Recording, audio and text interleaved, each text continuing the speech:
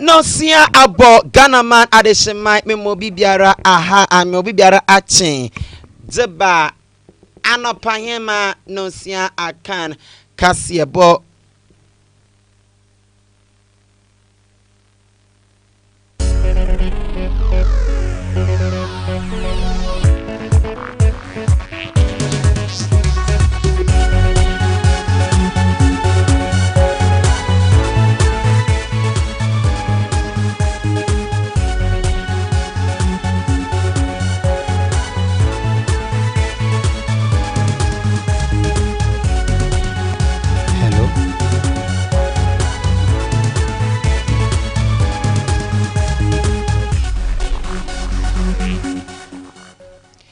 Yema obibiara achima obibiara akwaba enfambra anopahinma no sia akan kasiebo wo big family radio kasa efree yedifien men studio doblo gono upper class school junction ewo ena kasiegbe mizifia mazosumo ende anopei ensamono odoso paz okwotwi kwabraman otopeti wo mangana wo mantem idrinseni nano ena ya aboabo no ya shondo kronjin yede za osefatanom yede ebabosmo ende anope za odimo akoten ebi onyene dem ababa we bia we ni fihye edresa kwor na maama na dan huo wa peja atum wa chino dwebe botaban no techi ebete ewo kase boyimum eda no kweside abotogode abrentie bi abofo bi a oko school oye karbi etwa fa no dum wa hwo no nkwa yayo yene amane boni dinsam no ni nchemu nankasa ba yede eba bosmo Ghana man panyin yero Yohane Dramani Mahama no so abakasa fa cedis ena dollar ho ensam no ebete ewo kase boyimum na aswane yasho mangana yene sika ho ensamdo ono so de nsem bi atugo mangana mbehye badwumufia no so yede ba bosmo kase bo eyimom ensam no bi ne mekeyi ho na ya boabo na maza bosmo te anopa hinma no sia akan kase bo ewo kasa efreedom ye stream live on Facebook and now on your big family radio and afen so big family TV on Facebook ewe na ye stream live ewo home okin Kenya morosum wono izun ye ejata kobana dode na fa meja takoko school time was porcupine afe jebrei na ensamono ninchimuno mumbum enfromo Ghana man panyin yewra Yohane Dramani Mahama ono en prempin wakasa na oda to gwari chemde se yehwe cedis en ono dollar ekon weso ntem na onye ekon kakraba kra hey ekon na anu pa nanso ono yo mampin no oye referee ogina cedis no ne dollar no ntem a ohwe ekon na onka ma dollar na tuma br cedis ni pa de osi onu nyo yehwe han asen she awudu bi obaye bi oboboa ama cedis no wetu we page ne mu na dollar na akofom ne demenye no obaye papa obaye no ho obobo no ho maden na wa demenye no ahodo aboa ama cedis no etu me page ne mu ye pa na okasa na ochem dem cedis no oboshe am stabilize another we gina oye Ghana cedis no edu another edu ebien 10 cedis edoko 12 cedis na wetum akwetia oye dollar wo oman Ghana. Responding quite positively to the budget, and you can see it in the appreciation of the cedi, the reduction in the deficit, and general macroeconomic stability, return of investor confidence, and all that. And so I can assure you that in managing the economy together with the Minister of Finance, the Governor of the Bank, you can count on us to make sure that we manage the economy properly. Because if we don't, it affects your businesses. When the economy goes out of gear, it affects your businesses directly. And so I can assure you that we will continue to prudently manage the economy so that you have a predictable environment in which you can make investments, knowing that your return on investments would keep your businesses going. The recent appreciation in the value of the cedi is one that we have kept watching as the cedi started to strengthen and the dollar depreciated. With our A-level economics, we all know that it's a balance between imports and exports. What it means is that it makes your imports cheaper and your exports more expensive. And so there must be a fair balance to try and achieve the true value of the cedi. Some people say, oh, it will come down to 4, but of course we know the true value of the cedi is not 4, and if it went as far down as 4, it will kill all your export businesses. And so myself, the governor, and the finance minister met and discussed it, and they think that the real value of the cedi is anywhere between 10 and 12. Luckily, the forex auction has brought it to just above 10, and it appears to have stabilized there. So I think that going forward, anything between 10, 11, and 12 as a band where the cedi operates will be a fair value, both to encourage our exports, but at the same time not make imports so cheap that importers will flood our markets with toothpicks and biscuits and coconut and all those kinds of things. And so yetwa ensam no do wo ensam foforo no asoniya oshoman Ghana hene sika wonsam do yewra castle atofosom osanso ye embrehye bedwemene de madesha wo enyan abato empehia do wo fiefuni mantomo ono ena wakasa no odu tugwe echemude wobo to bill beam na ode kodru energy sector na ama oye aban no ne mbrehye bedwemofo awodo ina no obi echim echia Ghana cedis na wetum edabua eban enije edabra oye enam kane ahon sansam do na afi so ase na aboa amadum so netum abrase. To fund the needs in the power sector, government is proposing an increase in export price of petrol, diesel and related products. The impact will be absorbed by the gains made from the strong performance of the Ghana cedis. The Speaker, I repeat, the impact will be absorbed by the gains made from the strong performance of the Ghana cedis. And this will mean that consumers will not have to pay extra for the price of petrol and diesel beginning today. Right, Honorable Speaker, our simulations suggest that there will be no increase in the export price of petrol and diesel in the next window beginning today if the levy is imposed. This is because of a strong Ghana cedi. Right, Honorable Speaker, the levy will serve as a dedicated source of funding to the power sector, and the proceeds will be earmarked for the procurement of essential fuel for power generation. The Speaker, this will ensure that Ghana enjoys stable electricity. What is before us is the Energy Sector Levy Amendment Bill, and basically it is saying that Ghanaians should give one Ghana cedi each when they buy a liter of fuel, so that we can end doing so. That's all. One cedis. All of us should contribute 1 cedis. Just 1 cedi per, so that we can end him short. 1 cedi. Each of us, when we buy fuel, 1 liter. 1 cedi. And Mr. Speaker, it is not illegal.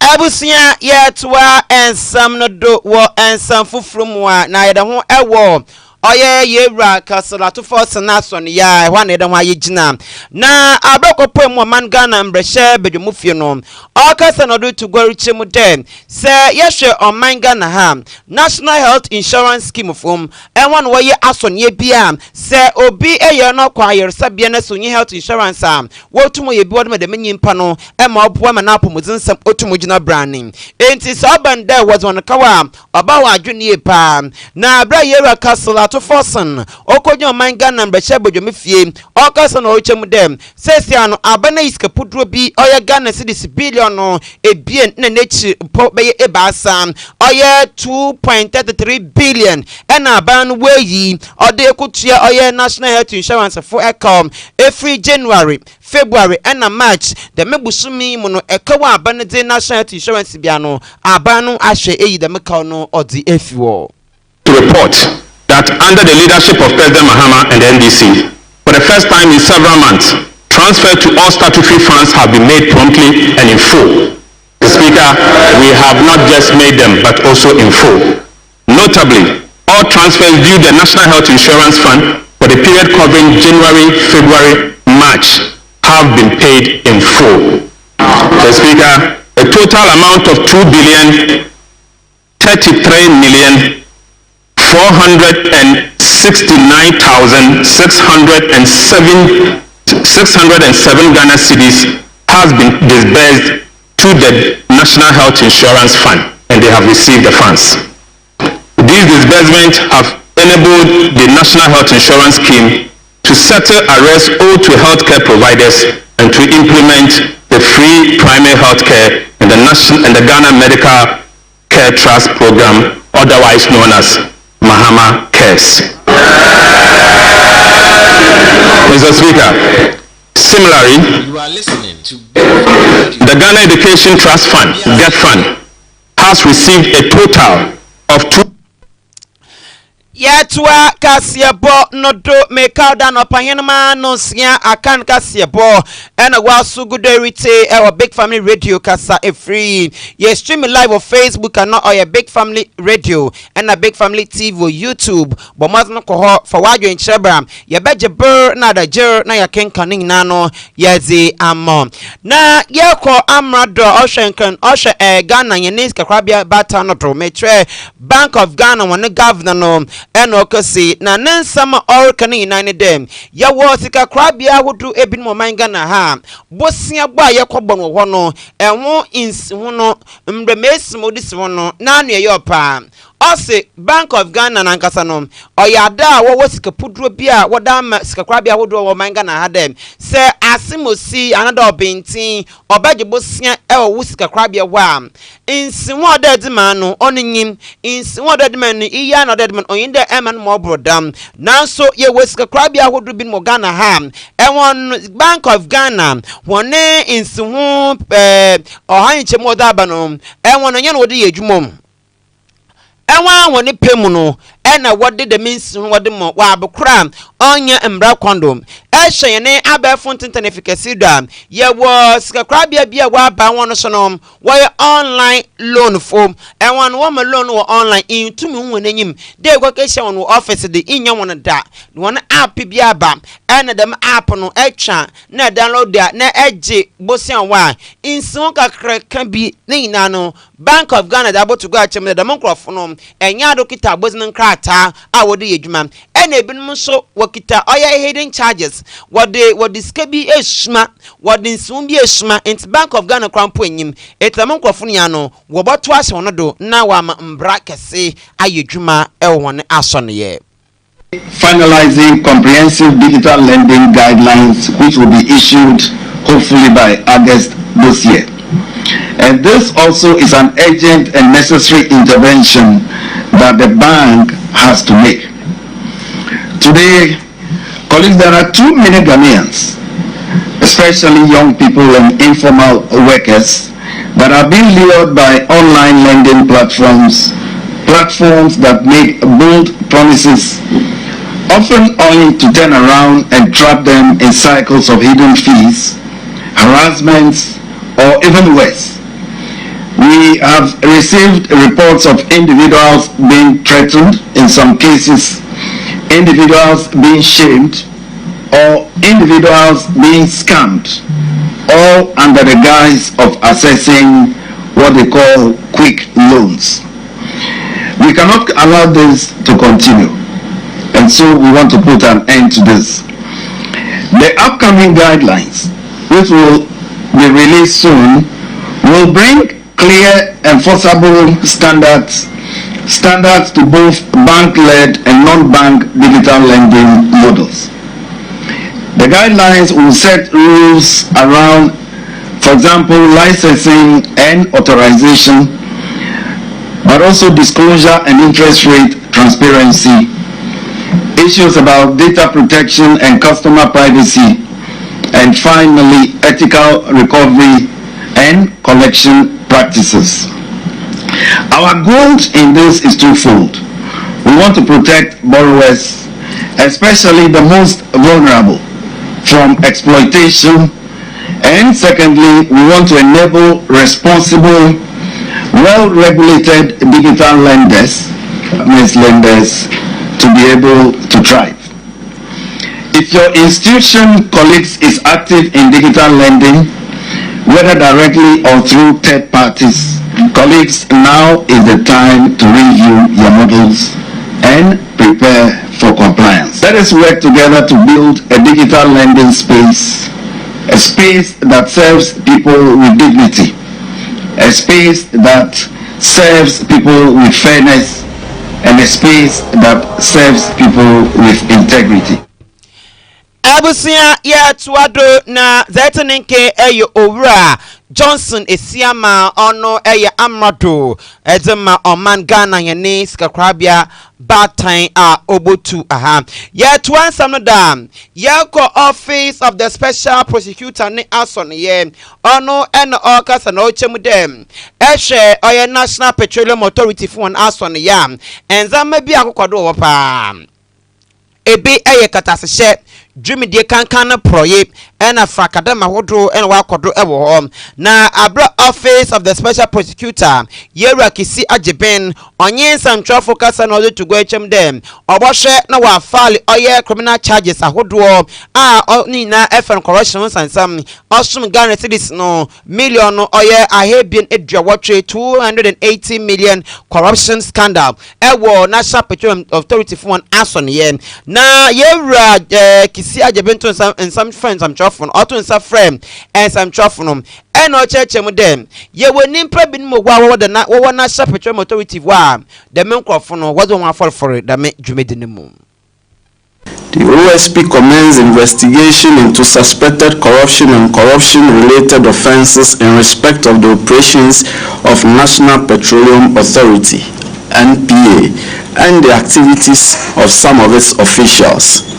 The OSP investigation has revealed that between 2022 and 2024, some high-ranking and other officials of NPA devised and implemented a corrupt scheme of using public office for profit through threats, intimidation, coercion, suggestions, bribery, and inordinate regulatory duress to obtain for their personal benefit large sums of money from oil marketing companies and other entities under their statutory regulatory, licensing, oversight and monitoring mandate in the petroleum downstream industry. As at the close of business on 30 May 2025, the OSP had uncovered, through tracing and trailing, an amount of 280,516,127 cedis and 19 pesos, being proceeds of the corrupt scheme, some of which has been used by the perpetrators to acquire identified and traced apartments, suites, houses in country and abroad, 22 fuel haulage trucks, and the incorporation, acquisition, and operation of oil marketing companies to compete with the oil marketing companies they were regulating. The OSP, before the end of June, would file criminal charges against the first batch of the perpetrators and complicit oil marketing companies and their officials. Upon filing, we will brief you in detail in respect of who did what, who acquired what, and what has been recovered. Abusia enti yera kisi ejaben ena ete nankano yambonra and sanfufrumo Federation Association of Ghana Exporters wane pe nipa oda monano ye Owura Davis Cowboy ono enoda abo to go chem dem ehwe exporters a wo oho na titi bia wonam mu obande wizwo no dwuma e man Ghana ha the mentor no ene da woyen sam chofu nhiem ena Owura Davis Cowboy ano ye Federation Association of Ghana Exporters for nipen no onye sam chofu ka se na oto nkadem man panyin Mahamadem osan papa oho na titi wonam mu bia no ohwe na no so fan hia wodungwa kwam esi boboa amadame amanze na titi no tumbutu metwa amawan. Progress on eliminating non-tariff barriers like frustrating custom procedures at border points and harmonizing standards. We need strategic investment in logistics infrastructure like intra-Africa highway, reliable shipping lines, and payment systems that facilitate intra-African trade. We know the Bank of Ghana is working on seamless payments across Africa with the next-gen digital payment infrastructure DPI project. We urge Your Excellency to provide all the necessary support to accelerate this. Your Excellency, our upcoming Ghana Horticulture Expo 2025, scheduled for June 11 to 13th, which you have been invited as a special guest, and to deliver the keynote address operates under the theme, Innovate, Transform, Sustain, Driving Growth in Ghana's horticulture sector. This expo represents more than just an event. It is a declaration of our collective ambition for Ghana's horticulture sector and our commitment to positioning Ghana as a leading horticulture hub in Africa.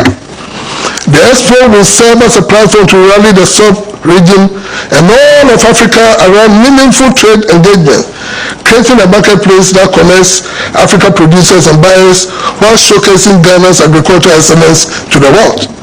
In terms of this magnitude and the transformation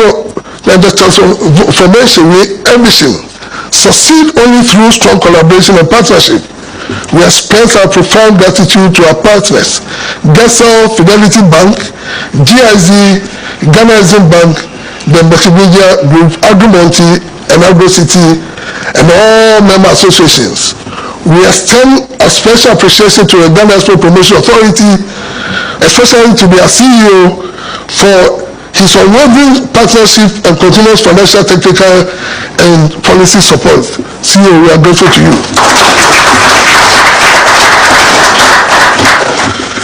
Your Excellency faithfully supports your visionary 24-hour economy policy and recognizes its transformative potential for our horticulture sector. Round-the-clock operations in processing facilities, cold chain logistics, and export handling can significantly reduce post-harvest losses, improve product quality, and enhance our export competitiveness. FED is ready to partner with relevant government agencies and private sector institutions in developing specific interventions that will enable the horticultural sector to minimize benefits from this policy direction.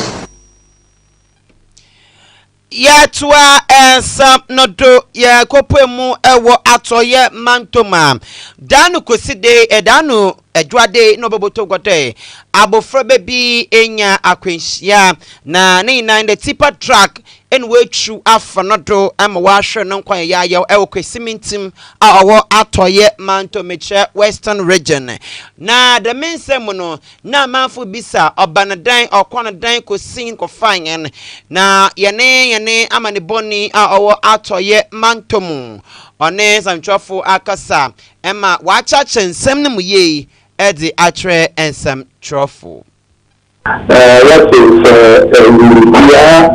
we see an effect and Ottowa and Abia. No, it's some supply about the few in the ratio or your ECMA or your if you have opportunity municipal or our reduce secondary takraha. Now, we are making any proceedings in a very popular place. Now, in extra proceedings in highway, I equals road now. Every future crowd now, I say I was double road. Our family gain, our family gain. Now, highway now, now, our proceedings Freeman Methodist Church, one primary and JHS, also power. Now, in PVP, now, many of the so school for the open at Damana. Now, can you expect there? Always city guard say, over 2 years to now, now they school, I want to do, but to educate a bit, no baby to power, whatever. Before my way to wait around, let them dance, let's say, there. Accident here, OC, neither. After my former player with the Bassa, now we're putting school around 2 o'clock, getting to 12. We're putting a bra will cut the panel. Penina Odin, on a panel, but every time over there, car can say, at Western Transport, multiple tracks, he can say, they feel there operating by a cars, no retreat. Only like a family related law. Only the OSA now get so see. Also, we have to take that was mutual. Now, no so a year now to go to me. But now, a bear old let everyone agency. Then in the 6 years, yeah, can answer. Of course, in between track and on the time, of course, track and on the future. Now, time on the car. Now, the captain, what I didn't put what is the south on the front. What do not alcohol or what much. Now, my corporate community, the 3 years ago, the second accident here, it's about 5 years ago, the same family also accident. So, this an issue of the same continuing Methodist, rather continuing from a Methodist church, school, in Panama, also, not the same accident. In the other, in Bukumaya, we 5 years. Yeah, the former Ebasa, when you ever the Panama, young one, what I could do one. If you really say, every time I read you, and I'm out for it, it's hard time. The Freeman Methodist, what I know, then a column that whatever measure you could do, say already. That's so, I'm doing other things. They don't know that they are the measure. Now, what to make sure that it's no one no problem. And now, I saw the church I will school when I open. I will be able to number from up to the doctor today. What was Oh, Charles. Auntie Arehosama, we see a war. Kwesimentum efia kwesimentum wo atoye mantomo yada won wo arehosem a ababa we be difihye no eduasan ko 31 years ono so wa bomodne pa na wa hweam na nimpo nanyim na maame ne de no dem no wa pagya atum wa hye no grabo aba sama okro sofu bi o okro chapel eno ta chapel dem no sofu no Why wabompe heka baba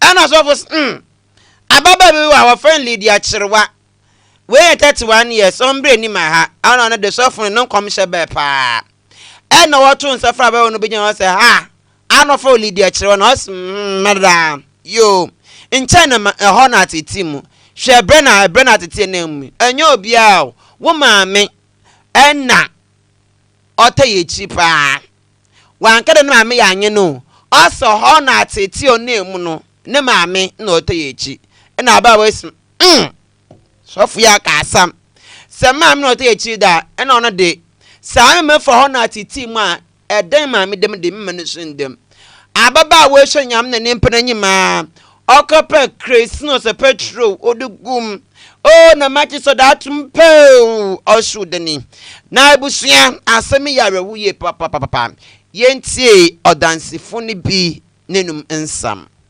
wo me ma me dem ho wo se gate man loko wo so apie wo pa me ha oba ne sister bisia me ha no obehwe me cause my yale be mfie miensa enye yale keto ameto ya me kra na dimina mu wiase bebe crown man na me 1000 da o man na me 20 da se me didi se me wu na me nya me na ade Obano kuta rubber baby a wa.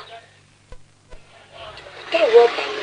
You sharp and movement when Chiame Banu Ra Hano Koi.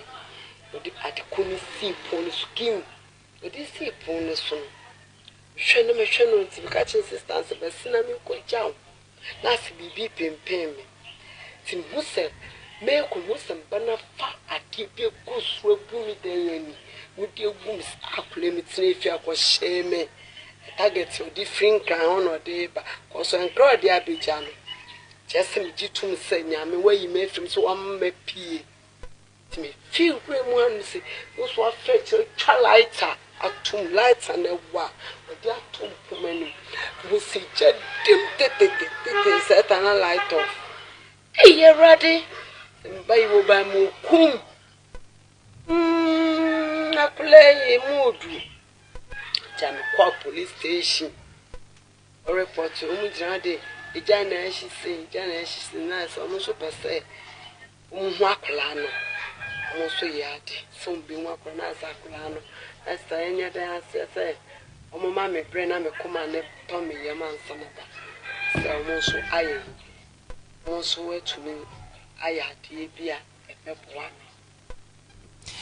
Enti ababa we no maame ena etenan kano o chechen sem de chen sam trofo aha ena embre no ba makwan mamede anopahema no nsia akan kase bono mezi ebesi amo yemfa amanfo ne adwenkyira was be no yenkin kanamo o say free Baba Mahama Obuase also now Dumso Levy who said Chia Adanko Dada Adre government. Greetings to Abanga Yakubu Fuseni, NPP National Youth Organizer hopeful.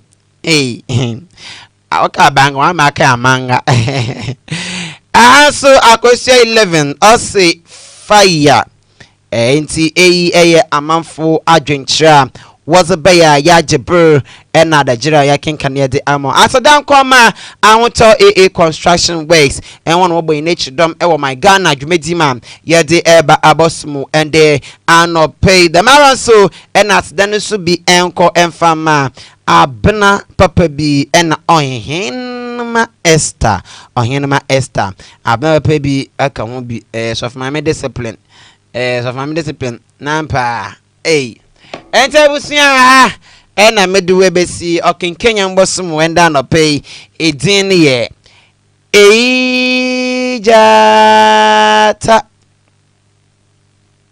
kobana the donor for major attack school time was occupied ebusia medam ho aba meba pem ne ohenema Esther ye bokodaze na yezide bon kratai ahodo no so no yedi aba abosum wo kasa efiri ntimi we firi fa me firi no on the yada yeba sisi ya. You are listening to Big Family Radio. Big Family Radio. Obiase eye.